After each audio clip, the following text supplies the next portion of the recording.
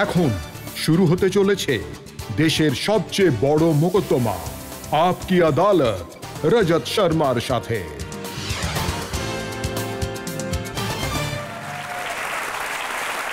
নমস্কার, আপকি আদালতে আপনাদের স্বাগত জানাই।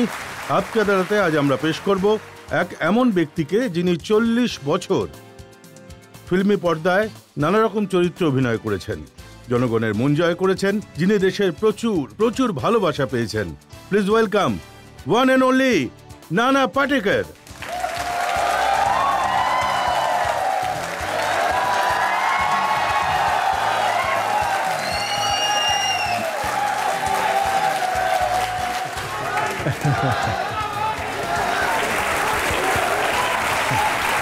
বুঝবো? বসুন। বেশ কিছু ফিল্ম স্টার আপকি আদালতে এসেছেন, কিন্তু কারোর নামে জিন্দাবাদ ধ্বনি আমি এই প্রথমবার শুনলাম।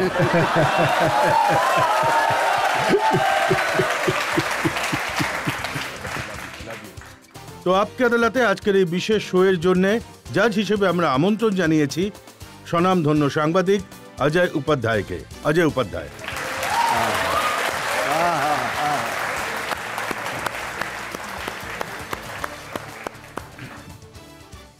আর আপকি আদালতে আজকের মোকদ্দমা শুরু করার আগে আজকের জাজ অজয় উপাধ্যায়ের অনুমতি চাইব আজকের মামলা শুরু করার জন্য। আজকের মোকদ্দমা শুরু করা হোক। প্রথম অভিযোগ ফিল্ম স্টার নানা পাটেকরের ওপর। আপকি আদালতে ফিল্ম স্টার নানা পাটেকরের ওপর অভিযোগ হলো যে উনি খুব তাড়াতাড়ি রেগে যান। নানা ফিল্ম ইন্ডাস্ট্রির লোকেরা এটা বলে, তাদের মধ্যে ইমপ্রেশন রয়েছে যে আপনি খুবই শর্ট টেম্পার্ড। উনি চিৎকার করেন, মারামারি করেন, বকাবকি করেন, ঝগড়া করেন। ঠিক, সেটা হলো স্ক্রিনে, আমি সেটার জন্য তো পয়সা পাই।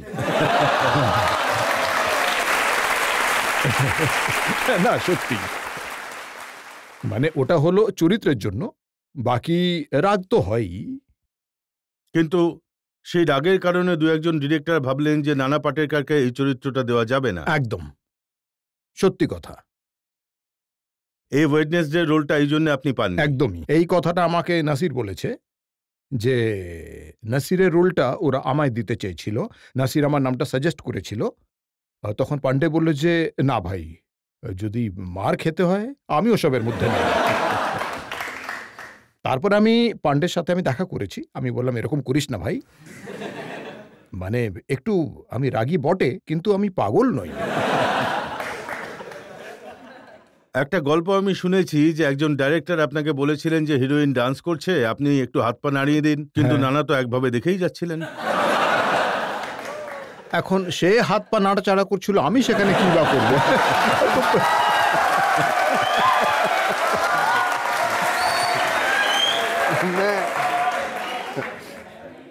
এই জন্য যিনি রাইটার তিনিও আপনার জন্য এইরকমই ডায়লগ লেখেন যে আপনার মনে আছে, আগে মদ কা তামাশা দেখনে। হ্যাঁ, কিন্তু এই যে পার্টিকুলার যে সিনটা করছিলাম সেই সময় শরীরটা ভালো ছিল না। সেই সময় আমি হাসপাতালে ছিলাম, আর মেহুল কুমার 1-2-3 হাজার অডিয়েন্সকে ডেকে এনেছিল। এখন আমি যদি না যাই, সেখানে না যাই, তাহলে অনেকগুলো পেমেন্ট করতে হতো। তো হাসপাতালে মেহুল কুমার বলল যে না না, আমি বললাম যে চলা যাক। এবার সিনটা লেখা ছিল না।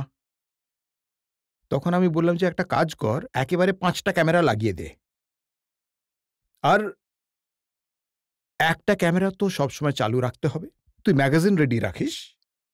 আমি জানতাম না আমাকে কি বলতে হতো। আর এই সিনটা এইভাবেই হয়েছিল। ওটা ডায়লগটা আগে লেখা ছিল। এটা তো লম্বা চড়া ডায়লগ একটা, পুরোটা। आगे मेरी मौत का तमाशा देखनी, अब मुझे लटका दोगे, जुबान ऐसे बाहर आएगी आंखें। মনে আছে? না না, মনে নেই। আপনারা শুনতে চান? এটা সত্যি সত্যি এখন আমার মনে নেই। আচ্ছা, এনারা বলতে চাইছেন যে দেখে যদি আপনি এর থেকে দু একটা লাইন বলতে পারেন তাহলে। দেখছি।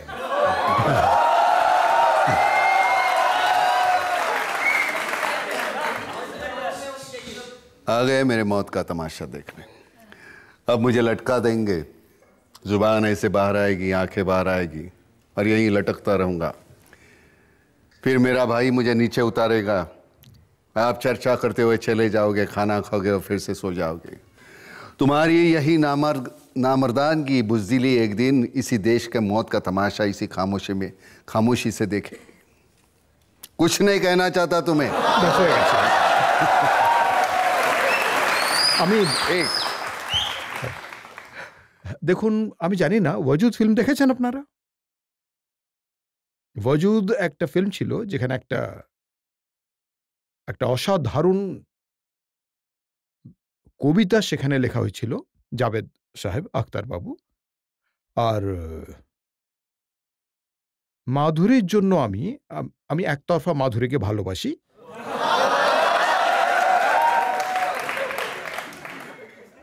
অবশ্যই আমার এই চেহারা তোর তরফ থেকে ভালোবাসা পাবো না।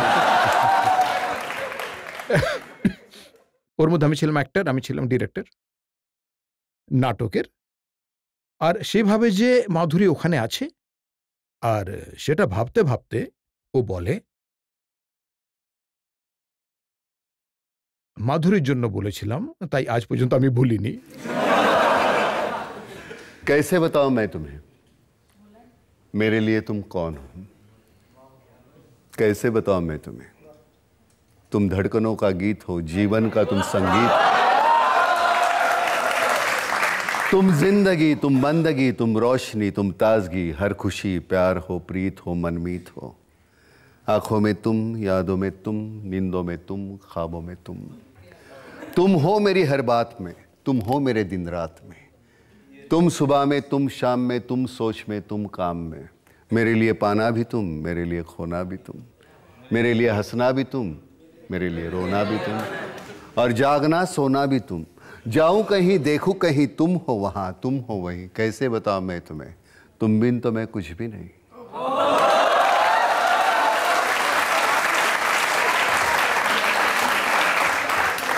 कैसे बताऊं मैं तुम्हें मेरे लिए तुम कौन हो? ये जो तुम्हारा रूप है, ये जिंदगी की धूप है। चंदन से तरशा है बदन, बहती है जिसमें एक अगन। ये शोखियाँ, ये मस्तियाँ तुमको हवाओं से मिली, जुल्फे घटाओं से मिली। होठों में कलियाँ खिल गई, आंखों को झीलें मिल गई।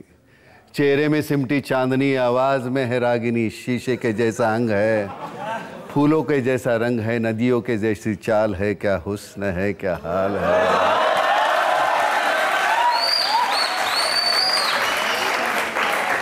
ये जिस्म की रंगीनियां जैसे हजारों तितलियां,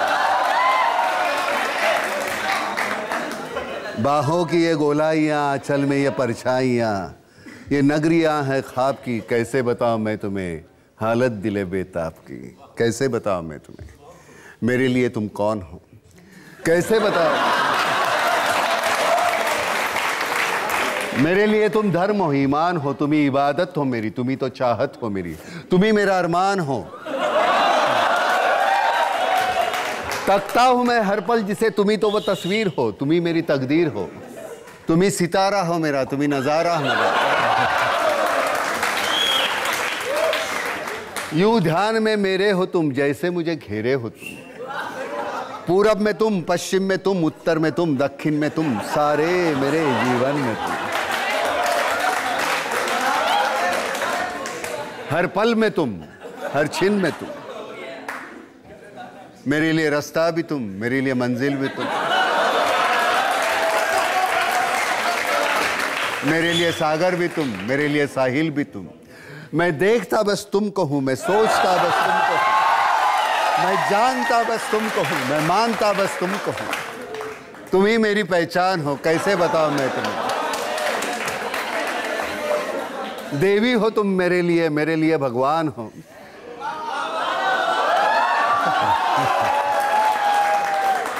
कैसे बताऊं मैं तुम्हें मेरे लिए तुम कौन हो?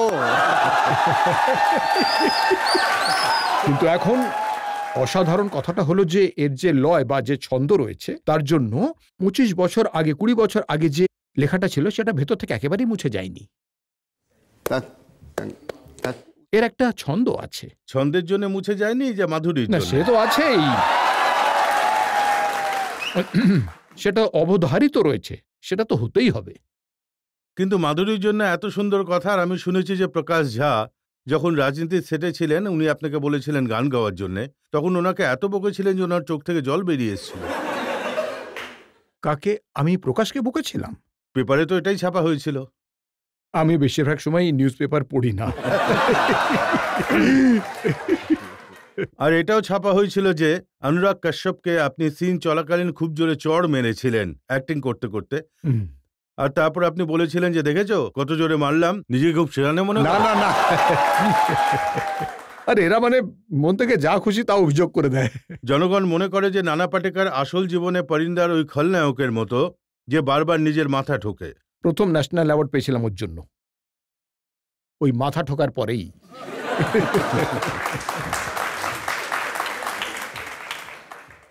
কিন্তু আপনি আসল জীবনে কি মাথা ঠোকেন না শুধু?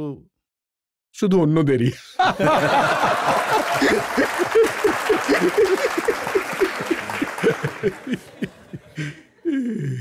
কিন্তু যখন এই অ্যাওয়ার্ডটা পেয়েছিলেন আমি শুনেছি যে স্টেজে আপনি যখন অ্যাওয়ার্ড নিতে গেছিলেন তখন খুব জোরে জোরে কেঁদেছিলেন। না তো, আমি কেন কাঁদবো আবার? সে আমার যে কম্পিটিটর ছিল অন্যজন, যে পায়নি সে কাঁদছিল সেই সময়। কিন্তু আমার মনে হয় পরিন্দার ওই একটা পারফরমেন্স, কিছু কথা, কিছু ফিল্ম এমন হয় যেটা হয়ে যায়, সেখানে তুমি কিছু করতে পারো না, আশেপাশে লোকজন এত কিছু করে যে সেটার একটা রিয়াকশন হয়ে যায়, বুঝছেন তো? সেরকমই আমি 26/11 সেটাই হয়েছিল। যদি কোনো অ্যাক্টর বলে যে আমি এটা করেছি, তখন আমার মনে হয় না যে সেটা ঠিক, কারণ তার জন্য খুবই মানে অনেক কিছু নির্ভর করে। মানে আমার কো আর্টিস্টরা আছে, রাইটার আছে, এরা, হ্যাঁ, আর তারপর ক্যামেরাম্যান আছে, ডিরেক্টর আছে, এই সব কিছু মিলিয়ে যখন হয়ে থাকে তখন হয় আসল মজা। না হলে আমি আমি আমি করেছি সেভাবে হয় না। কিন্তু আমি খামোশের যে রোলটা সঞ্জয় ভানসালি এত সুন্দরভাবে মানে মানে সেটা আগেই লিখে রেখেছিলেন, তাই তারপর শুধু সেটা গিয়ে করতে হবে, তখন খুবই সুবিধে হয়ে যায়। হ্যাঁ, এই কথাটা অবশ্যই যে আগে ১৪ মাস আমি ওই ভাষাটা শিখছিলাম, যাতে যে ডেফ অ্যান্ড ডামের যে ওই ভাষাটা ডেফ অ্যান্ড রয়েছে। ডাম্বের। তো সেখানে যে বাচ্চাটার সঙ্গে আমি কাজ করেছিলাম, তার বাবা এবং মা দুজনেই ডেফ অ্যান্ড ডাম্ব ছিল আর কি। তো তার মা আমাকে শিখিয়েছিল। তা এই যে বাচ্চাটা রয়েছে, তার বাবা-মা কি মনে করত সেটা আমাকে বোঝাতো। ঠিক আছে? যে তারা এটা বলছে, এটা বলছে, মানে মাঝখানে তাদের সঙ্গে মানে তা ঐদিকে সেটা দেখার পর এত খারাপ লাগতো যে বাবা আর মা দুজনেই বোবা। আর এই বাচ্চাটা মানুষের সঙ্গে কমিউনিকেট করত, ভাবুন একবার। পরিন্দায় আমি শুনেছি যে একটা পুড়ে যাওয়ার সিন ছিল। হ্যাঁ, ওটা এমন ভাবে হয়েছিল যে আপনি মরতে মরতে বেঁচে গিয়েছিলেন। আর হ্যাঁ, তারপর আমি আপনি পড়ে গেছিলাম। তারপর ১ বছর পর্যন্ত আমি শুটিং করতে পারিনি। আমি ৬০ দিন হাসপাতালে ছিলাম। একটা ওই দোলনা ছিল না, যেখানে আমি দুলছিলাম, সেটা সত্যিকারেই জ্বলছিল। আর মানুষ ভাবছিল আপনি অ্যাক্টিং করছেন। না, প্রবলেমটা হলো যে ওটা তো অ্যাক্টিং ছিলই, কিন্তু যে দোলনাটা ছিল তার এইদিকেও আগুন ছিল আর ওইদিকেও আগুন ছিল। এদিকে কোথাও একটা আমি লাফ দিয়েছিলাম, আর দোলনায় লিফট নিতে নিতে পা স্লিপ করে গেল। কাঁচ ছিল, অনেকগুলো বোতল ফেলা হয়েছিল, সেখানে তো কাঁচ ছিলই। আর ওই দিক থেকে মানে ওই পাশ থেকে চিৎকার করছিল, না না, আর ইউ ওকে? তখন আমি নিজের দিকে তাকাতে দেখলাম এইসব স্কিনগুলো রয়েছে, সেগুলো সব আমার একেবারে চটির ওপরে পড়ে গেছিল। তখন আমি বললাম যে no, I am not okay. তারপর গিয়ে আগুন নেভানো হলো, তারপর এমার্জেন্সি ডক্টর ছিল, তারপরে নানাবাটি হাসপাতালে গেলাম আর কি। আমি এই ব্যাপার। অনেক দিন হাসপাতালে থাকতে হয়েছিল। ৬০ দিন। তারপর তো এইসব কিছু ছিলই না, সব উঠে গেছিল। যেভাবে গ্লাভস খোলা হয় ঠিক সেইভাবে। নানা শুভকামনা রইল এরকম ঘটনা যেন আপনার সাথে আর না ঘটে। আপনার আয়ু বাড়ুক, জনগণের মনোরঞ্জন করে যান। এমনিতেও তো ভাই সারাক্ষণ জ্বলতেই থাকি। সত্যিকারের আগুনে না হলে এই যে চারপাশে যা চলছে আমাদের চারপাশে, ব্যথা তো হয়ই। ফিল্মের মাধ্যমে যেটুকু বলা হয়, যার মানে মানে চেষ্টা করব যেটুকু করা যায়, কিন্তু আশেপাশে যেগুলো যা ঘটে থাকে তার কারণে খুবই কষ্ট হয়, আফসোস হয় আর কি। আমরা তো খুবই ভাগ্যবান যে আমাদের কাছে আমাদের মাধ্যম আছে, ঠিক আছে? আমাদের চেপে রাখা জিনিস বের করতে পারি। যাদের কাছে কিছুই নেই তারা কি করবে? আমার কাছে যদি এই মাধ্যমটা না থাকতো তাহলে আমি কি করতাম? সত্যিকারের বলছি যে আমি হয়তো পাগলই হয়ে যেতাম। কারণ ওই যে দম বন্ধ করা পরিস্থিতিটা রয়েছে, সেটা আমি বাইরে বের করব কি করে? তাই মনে হয় যে ছেলেমেয়েদের সাফোকেশন রয়েছে, সেটা নিয়ে আমাদের ভাবা উচিত আজকালকার। এসব কেন হচ্ছে? তার কিন্তু কোনো আউটলেট নেই। আর সেই আউটলেটটা আমাদের দরকার। যখন আপনি স্ক্রিপ্ট সিলেক্ট করেন, রোল সিলেক্ট করেন, তখন কি লক্ষ্য রাখেন যে এই ধরনের মনোভাব তার মধ্যে ফুটে উঠুক, মানুষ যাতে শেখার সুযোগ পায়? আমি অনেকটাই চেঞ্জ করি, মানে ইচ্ছে করেই নাক গলাই। কিন্তু তার মধ্যে আমি কখনো এটা লিখিনি যে এই ডায়লগটা আমি লিখেছি, এটা আমার নিজস্ব। না, ওনাদেরই ক্রেডিট হয়। কিন্তু এত বছর ধরে একটু পড়াশোনা করি, একটু লেখালেখি করি, তার কারণে আমার মনে হয় যে আমি এটা করতে পারবো। কোথাও মানে যখন অন্যায় হয় তখন আমি বলে ফেলি। কিন্তু এসব নিয়ে মানে আমারও ভীষণ আক্ষেপ হচ্ছে আর কি, ভীষণ। তো মানে এই সময় একটু গুটিয়ে যাচ্ছি। বুঝে উঠতে পারছি না এরকমটা কেন হচ্ছে। আর এটার কারণ হচ্ছে এটা যে আমি একজন বাবা হওয়ার দরুন আমার এটা মনে হয় যে আমার ছেলেও যদি এসবের মধ্যে পড়ে যায় তাহলে কি হবে? মানে এটা শুধু আমিই নয়, সব বাবারাই হয়তো ভাবছেন, সবাই। এর সমাধান আমার মনে হয় আমি এখানে এসেছি ভালোই হয়েছে। ক্লান্ত হয়ে গেছিলাম। আমি ভাবছিলাম যে যাব কি যাব না, কিন্তু আমি এসেছি। সত্যি বলছি, সত্যি যে রজতবাবু আমি খুশি। কারণ এই মাধ্যমের দ্বারা আমি কিছু বলতে পারবো। মানুষের মনে পৌঁছানোর চেষ্টা করব।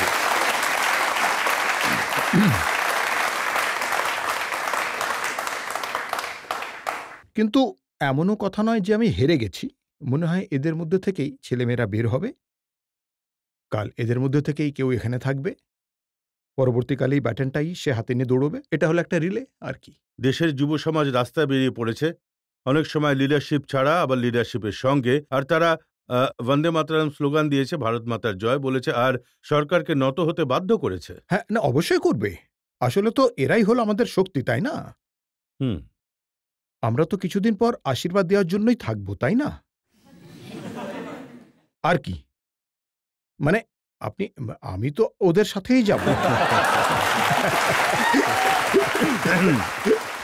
না, এবার আমাকে একটা ব্রেক নিতে হবে, আর ব্রেকের পর আপকে আদালতে জনগণের প্রশ্ন আর অভিযোগের ঝড় বয়ে যাবে নানা পাটেকরের উপর। अंदर का इंसान मर चुका है, जीने के लिए घिनौने समझौते कर चुका है। क्या करे साला, एक मच्छर आदमी को हिजड़ा बना देता है।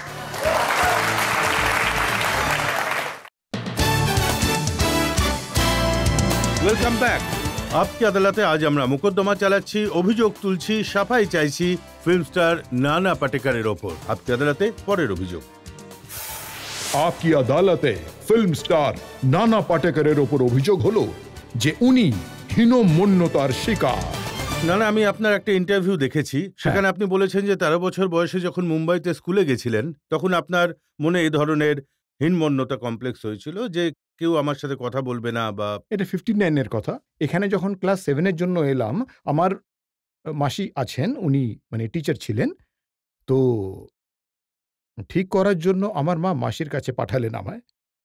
তার পরের বছর উনার ছেলেমেয়ে যাতে খারাপ না হয়ে যায় তার জন্য আমাকেই ফেরত পাঠিয়ে দেওয়া হলো। হ্যাঁ, কিন্তু এটা একটা ব্যাপার যে আমি ইংরেজি বলতে পারতাম না। আজও আমি সঠিকভাবে ইংরেজি বলতে পারি না আর কি। তারপর আর সেই পরিস্থিতি আসেনি। যে স্কুল অফ আর্টসে গেলাম তো সেখানে ল্যাঙ্গুয়েজের কোনো প্রশ্নই নেই। ব্রাশ আর পেপার রয়েছে, পেইন্ট রয়েছে। আর সবসময় মনে হতো যে এই চেহারাটা নিয়ে সবাই এতটা, মানে আমার বাকি ভাইয়েরা যারা ছিল তারা সবাই দেখতে সুন্দর ছিল। আমার নিজের এই চেহারা বলুন। তো আমার সবসময় মনে হতো যে আমার বাবা-মা ওদেরকে বেশি ভালোবাসেন, আমাকে কম বাসেন। তা একবার আমি নাটকে কাজ করলাম, গ্রামে হয়েছিল আর কি। তো ওই নাটকটা দেখার জন্য বাবা মুম্বাই থেকে গ্রামে এসেছিলেন। তখন আমি বললাম যে এটা খুব একটা ভালো কায়দা বাবার মনোযোগটা আমার দিকে টানার, আকর্ষণ আর কি। তাই এইভাবেই আমি থিয়েটার শুরু করেছিলাম। কিন্তু সবসময় আমি নিজেকে ছোট আর মানে কমজোরি বা দুর্বল ভাবতাম। আর আমার মনে হতো যে আমার মধ্যে কিছু খামতি আছে। আর তারপর থিয়েটারের পর আমি ওদের থেকে আলাদা, ওরা ওখানে বসে আর আমি হলাম এখানে। তাই এটা এ ছিল আমার রাজত্ব। আমাকে দেখতে এসেছে। তখন আমার খুব আনন্দ হতো। তারপর আস্তে আস্তে সেই কমপ্লেক্সটা চলে গেল। আর তারপর সেটা বিশ্বাসটা নিজের মধ্যে চলে এলো, আর একটু অহংকারও। যেটা চোখে পড়ে আর কি। 13 বছর বয়সে আপনাকে ফিল্মের পোস্টার পেইন্ট করতাম আসলে। আমার বাবার যে বিজনেসটা ছিল সেটা ভেস্তে গেল। আর তারপর ওই 13 বছর বয়সে আমি চাকরি শুরু করলাম।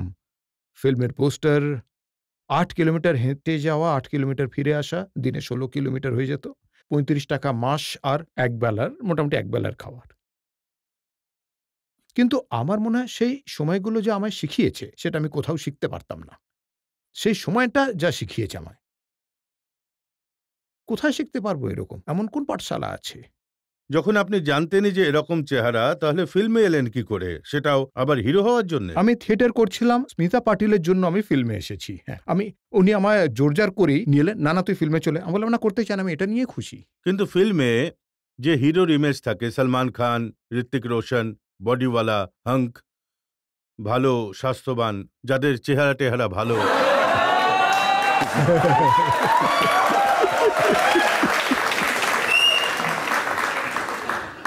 আপনি দেখতে যেমন হবেন সেটা থাকবে 1 মিনিট, 2 মিনিট, 2 মিনিটের পর আপনি কি করবেন? হ্যাঁ,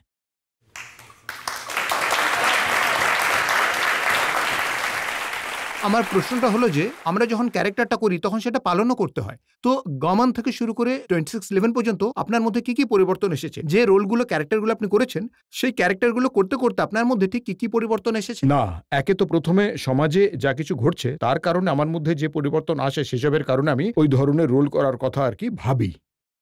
কারণ আমার মধ্যে যে পরিবর্তন আসে, তোমার চিন্তাভাবনায় যে পরিবর্তন আসে, তার কারণ হলো সকালের সংবাদপত্র। সংবাদপত্রের মধ্যে যা কিছু পড়ি তাতে আমার খুব দম বন্ধ লাগে, সাফোকেশন হয়, আমি খিটখিটে হয়ে যাই, এই সব কিছু আছে। তাই আমি বলি যে আমার কাছে মাধ্যম আছে যার মাধ্যমে আমার সবকিছু বেরিয়ে আসে। কিন্তু দু একটা রোল করতে করতে আমার মধ্যে কোনো পরিবর্তন, পরিন্দা করতে করতে আমার মধ্যে পরিবর্তন এসেছিল না, সেটা আসেনি। কিন্তু আমার অবশ্যই কষ্ট হয়েছিল। ক্রান্তিবীর করতে গিয়েও আমার কষ্ট হয়েছিল। ক্রান্তিবীর 93 এর কমিউনাল, মানে যে কমিউনাল রাইটস ছিল, সেটা নিয়ে তৈরি হয়েছিল। তো সেই পরিধির মধ্যে দিয়ে চলতে গিয়ে খুবই কষ্ট হয়, সেটা তো হতেই হবে। কিন্তু তার মধ্যে আমার মধ্যে কি পরিবর্তন এসেছে? কোনো পরিবর্তন আসেনি। কিন্তু সেই কষ্টটা চিন্তাভাবনার মধ্যে পরিবর্তন চলে আসে যখন এগুলো ঘটে তখন। আর সেটা হলো তার পরিণতি ফিল্ম তৈরি করার ক্ষেত্রে। যেমন 2611 হলো তার পরিণতি, ক্রান্তিবীরও হলো তার পরিণতি। এটা কি সত্যি অনেক সময় আপনি অন্যের লেখা ডায়লগ সাইড করে দেন আর নিজের ডায়লগ বলতে শুরু করে দেন, যেমন ওই মচ্ছর আর হিজড়ার ডায়লগটা? साला एक मच्छर आदमी को हिजड़ा बना देता है।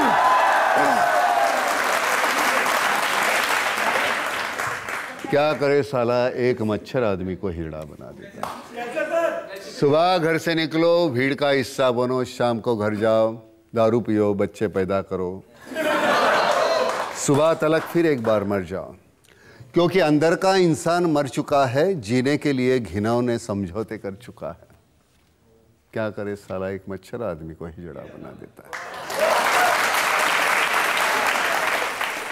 আনফর্চুনেটলি প্রথম যে লাইন দুটো রয়েছে সেটা মানুষ লক্ষ্য করেছে, কিন্তু তারপরে যে পংক্তি দুটো ছিল খুব ভালো ছিল। কবিতাটা সমীর লিখেছিল, দারুণ লিখেছিল। যেখানে লেখা ছিল আত্মা और इंसान मर चुका है। হ্যাঁ, अंदर का इंसान मर चुका है, जीने के लिए घिनौने समझौते कर चुका है। क्या करे साला, एक मच्छर आदमी। খুব ভালো লিখেছিল। না আরো একটা ব্রেক নিয়ে অবশ্যই নিচ্ছি। নিয়ে নাও। আর ব্রেকের পর আপকে আদালতে নানা পাটেকরের ওপর জনগণের প্রশ্ন আর অভিযোগের ঝড় বয়ে যাবে। কারোর প্রতি আপনি অ্যাট্রাক্ট হননি? সবার প্রতি তো অ্যাট্রাক্ট হয়েছে, সেটাই তো।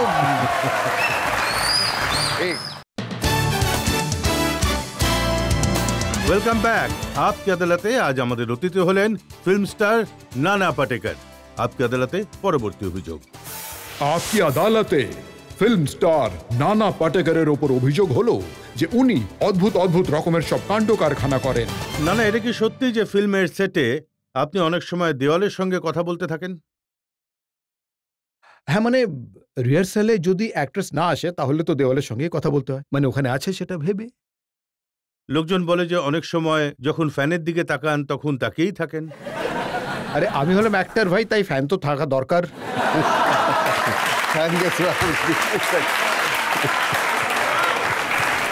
আর আমি এটাও শুনেছি যে যখন আপনাকে তিরঙ্গাতে আপনাকে আর রাজকুমার সাহেব দুজনকে একসাথে নেওয়া হয়েছিল, তখন লোক বলেছিল মেহুল কুমারকে যে পাগল হয়ে গেছো নাকি, দুজন পাগলকে একসাথে নিয়েছো। এটা বলেছিল যে ফিল্মটা সম্পূর্ণ হবে না। কিন্তু আমি আপনাকে বলছি যে রাজ সাহেব এত ভালো মানুষ ছিলেন, ওনার সম্পর্কে মানুষ অন্য কিছু বলতো, কিন্তু উনি আসলে এত ভালো মানুষ, অসাধারণ। এটা শুনে অবাক হয়ে যাবেন যে উনি বাড়ি থেকে মিষ্টির বাক্স নিয়ে আসতেন, বলতেন না না এদিকে বসে, মানে যেভাবে কোনো বাচ্চাকে দেওয়া হয় সেইভাবেই। উনি মানে অন্য টাইপের লোক ছিলেন, ওনার বাইরের রূপটা অন্যরকম ছিল আর ভেতর থেকে উনি একদম অন্যরকম ছিলেন। Very nice human being. আরো একটা সময় ছিল যখন আপনি ডান্স করতে শুরু করেছিলেন, সেটা অদ্ভুত অদ্ভুত রকমের ডান্স। হ্যাঁ, মানে আমি মানে আমাদের যে ডান্সার থাকতো সে আমাকে বলতো যে নানা বাবু এটা এরকম স্টেপ করতে হবে, এটা এভাবে করতে হবে। আমি বললাম যে ভাই তুমি এইভাবে গান চালাও, আমি নাচতে শুরু করব, একটা টেকে যতটা নেওয়া নিয়ে নাও, কারণ দ্বিতীয়বার আমি আর সেরকম করতে পারবো না, কারণ আমি নিজেই জানি না আমি ঠিক কি করছি। কিন্তু আমি শুনেছি যে আপনার ছেলে, ও খুব ভালো খুবই ডান্স করে। অসাধারণ, মালহার খুবই অসাধারণ ডান্স করে, খুব ভালো, তো দারুণ কখনো নাচে। ওর কাছ থেকে দু একটা স্টেপ শেখার চেষ্টা করেছেন আপনি? ওর শরীর খুব ভারী, ওর পা যদি মানে আমার পায়ের উপর পড়ে না এখন, মানে খুব মোটা হয়ে গেছে ও। ও খুব ভালো ছেলে, ও মানে ভবিষ্যতে হয়তো মানে ভালো ফিল্মও করবে, দেখা যাক। আপাতত তো সব ভালোই আছে। আপনি ওর সাথে আপনার ফিল্ম ডিসকাস করেন? অনেক। ও তো হলো ফিল্মের এনসাইক্লোপিডিয়া, মানে যে কার কাকে কে কি করেছে সেসবগুলো সবই জানে। খুবই ভালো ব্যাপার। কিন্তু আমি ওকে বলেছি যে এই উপদেশ দেওয়ার বদলে এখন তুই নিজের দিকটা দেখ না, কাজ শুরু কর এবার। তুই বরং অন্যদের মতামত দিতে দে তোর কাজের, যাতে তুই এখানে বসে তুমি মানে সঠিক না ভুল সেটা বলাটা খুব সহজ, কিন্তু যখন তুমি নিজে সেটা করবে তখন বুঝতে পারবে যে কোনটা ঠিক কোনটা ভুল।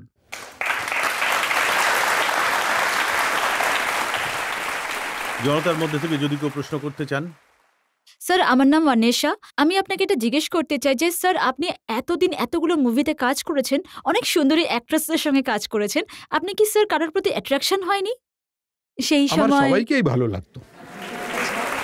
আর তাদের ছাড়া কোনো পার্টিকুলার না না, উনি পার্টিকুলার জিজ্ঞেস একজন করছেন অ্যাক্ট্রেসের যে সাথে? কারোর প্রতি আপনি অ্যাট্রাক্ট হননি? সবার প্রতিই তো অ্যাট্রাক্ট হয়েছি, সেটাই তো বলছি।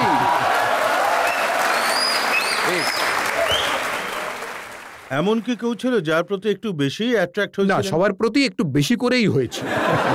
সবার প্রতি। প্লিজ বলুন না স্যার। আমরা আরো একটা ব্রেক নিয়ে নেব, আর ব্রেকের পর আপকে আদালতে নানা পাটেকরের ওপর জনতার প্রশ্ন আর অভিযোগের আরো একটা পর্ব। मेरी मानिए तो ये बारिश खरीदी है, सस्ती सुंदर टिकाऊ बारिश, सिर्फ 5,000 रुपए में। इससे कम में कोई दे तो चोर की सजा हो मेरी, आपकी जूती सिर पर मेरी, मेरी बारिश खरीदी है।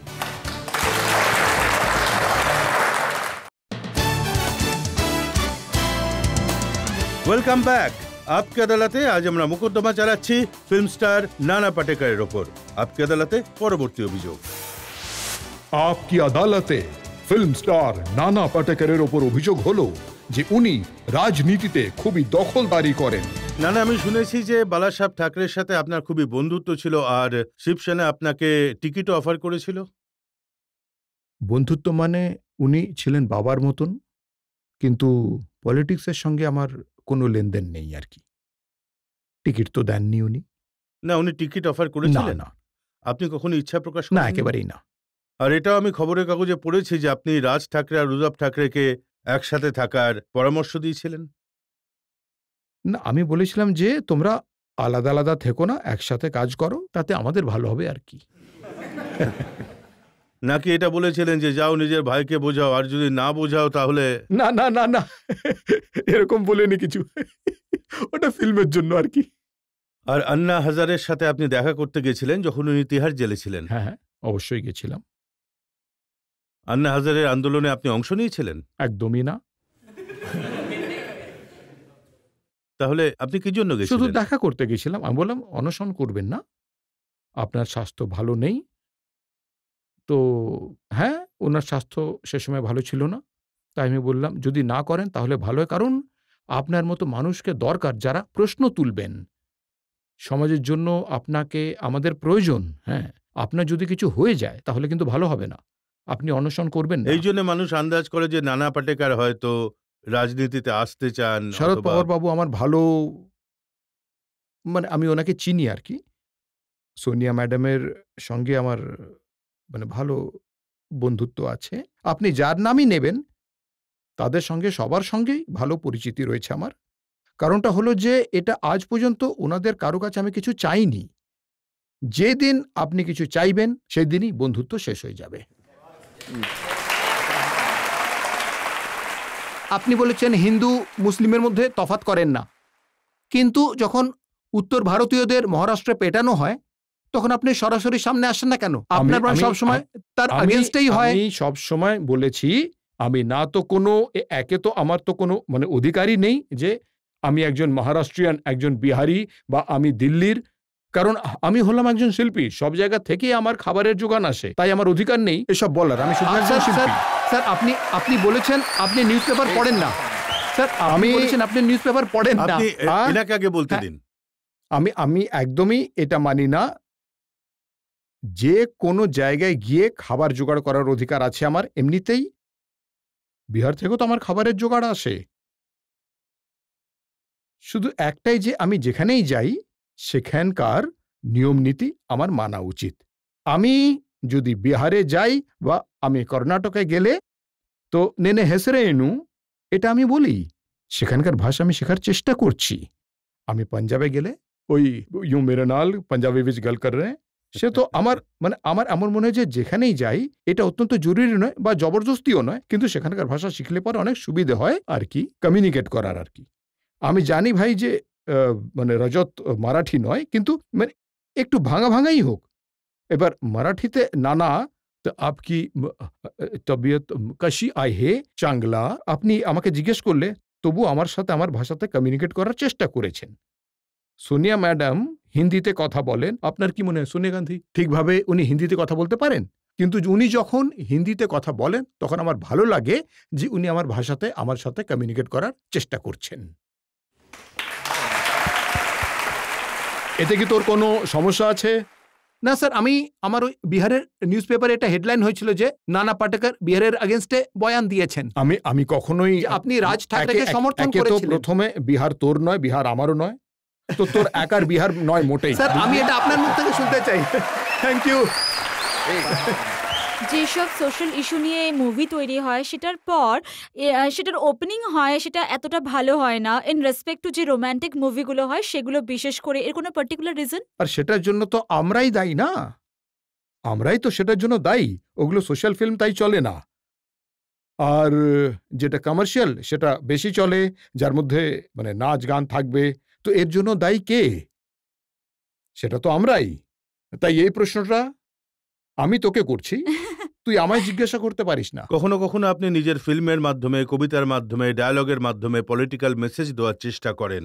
যেমন আপনি একটা ফিল্মে বলেছিলেন যে সরকারি পানি সরকারি ফাইलों में कुएं समेत गुम हो जाता है। অমল পালেকর একটা ফিল্ম তৈরি করেছিল থোড়া সা রুমানি হো যায়, তো সেখানে জল, এই লোকটা বলে আকাল পড়েছে আর আমি বৃষ্টি আনবো, ৫,০০০ টাকা দাও। সিম্বলিক ছিল। তখন বাচ্চাটা জিজ্ঞেস করলো সত্যিকারের বৃষ্টি হবে না? বললো হ্যাঁ বন্ধু আমার, সেই বৃষ্টি। वही बारिश जो आसमान से आती है, बूंदों में गाती है, पहाड़ों से फिसलती है, नदियों में चलती है, नहरों में मचलती है, कुएं पोखर से मिलती है, खपरेलों पर गिरती है, गलियों में फिरती है, मोड़ पर संभलती है, फिर आगे निकलती है। वही बारिश। ये बारिश अक्सर गीली होती है, इसे पानी भी कहते हैं। उर्दू में आप, मराठी में पानी, तमिल में तन्नी, कन्नड़ में नीर और बांग्ला में इसे जौल कहते हैं। संस्कृत में जिसे वारी, नीर, जीवन, पय, अमृत, उद, अम्बू भी कहते हैं। ग्रीक में इसे एक्वाप्यूरा, अंग्रेजी में वाटर, फ्रेंच में अर्ल और केमिस्ट्री में H2O कहते हैं। ये पानी जब आंख से ढलता है तो आंसू कहलाता है, लेकिन चेहरे पे चढ़ जाए तो रुबाब बन जाता है। कोई शर्म से पानी पानी हो जाता है और कभी कभी ये पानी सरकारी फाइलों में अपने कुएं समेत चोरी हो जाता है। पानी तो पानी है, पानी जिंदगानी है, इसलिए जब रूह की नदी सूखी हो, मन का हिरन प्यासा हो, दिमाग में लगी हो आग और प्यार की गागर खाली हो, तब मैं हमेशा ये बारिश नाम का गीला पानी लेने की राय देता हूँ। मेरी मानिए तो ये बारिश खरीदी है, सस्ती सुंदर टिकाऊ बारिश, सिर्फ 5,000 रुपये में। इससे कम में कोई दे तो चोर की सजा हो मेरी, आपकी जूती सिर पर मेरी बारिश खरीदी है। না, আমি আপনাকে সব রকম প্রশ্ন করলাম, আপনার অ্যাক্টিং সম্পর্কে, রাজনীতিতে আপনার ইন্টারেস্টের সম্পর্কে, আপনার অ্যাক্টিভিজম সম্পর্কে। আমরা একটা ব্রেক নিয়ে নেব, আর ব্রেকের পর আমরা শুনবো আপকি আদালতে আজকের জাজ অজয় উপাধ্যায়ের ফয়সালা আজকের মোকদ্দমার।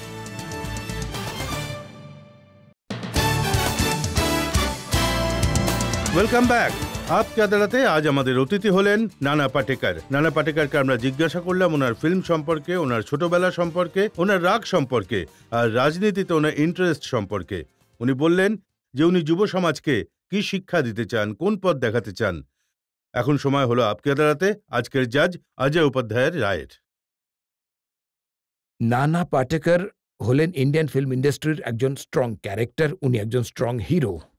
আর আমার মনে হয় যে অ্যাক্টররা ক্যারেক্টারের মধ্যে নিজেকে দেখার চেষ্টা করেন। নানা হয়তো ক্যারেক্টারগুলোকে আরও বেশি জীবন্ত করে তোলেন, সম্পূর্ণ স্ক্রিনে ছেয়ে থাকেন। আমার মনে হয় যে নিজস্ব জীবনেও উনি আশেপাশের লোকজনের ওপর নিজের প্রভাব ফেলেন। সেই রকমই উনি ঠিক স্ক্রিনেও নানা প্রায় যে ফিল্মে থাকেন যাওয়া আসা করতে দেখা যায়। আর যে কোনো বাচ্চাই হোক যে কৌতূহলের সঙ্গে তার সঙ্গে কথা বলার চেষ্টা করেন, সেইভাবে একজন ক্রিমিনাল আর পুলিশ অফিসার সমস্ত ভূমিকাতে ইমোশন, লাভ, রাগ, এই যে তিনটে বড় জিনিস রয়েছে মানুষের জীবনে, এগুলোকে উনি খুব সুন্দরভাবে উপস্থাপন করেন যে প্রতিটি মানুষ ওনার ফ্যান হয়ে যায় একেবারে। এমন মনে হয়, আমি ভাবি যে ওনাকে সমস্ত অভিযোগের হাত থেকে অবশ্যই মুক্তি দেওয়া হোক। Thank you. এই আশা নিয়ে আর এই বিশ্বাসের সঙ্গে যে নানা পাটেকর ভালো ফিল্ম করে যাবেন, জনগণের মন জয় করে যাবেন, মানুষকে প্রেরণা দিয়ে যাবেন, আমরা আজকের মোকদ্দমা এখানেই শেষ করছি। পরের সপ্তাহে দেখা হবে এক নতুন ব্যক্তিত্বের সাথে। ততক্ষণের জন্য নমস্কার।